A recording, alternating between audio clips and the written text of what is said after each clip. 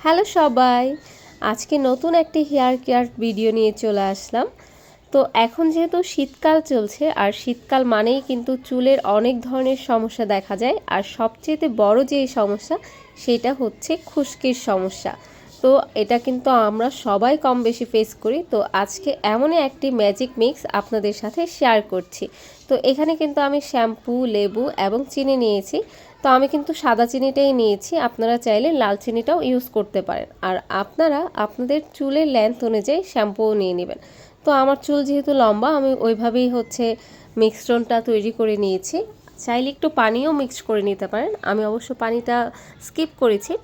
আর যে কোনো hair pack use করার আগে অবশ্যই কিন্তু চুলটাকে ভালো করে আঁচড়িয়ে নিতে হবে। আর এই যে দেখেন, আমি কিন্তু মিশ্রণটা স্কাল্পে খুব ভালো করে লাগিয়ে নিয়েছি, আর সম্পূর্ণ চুলেই কিন্তু আমি দিয়েছি।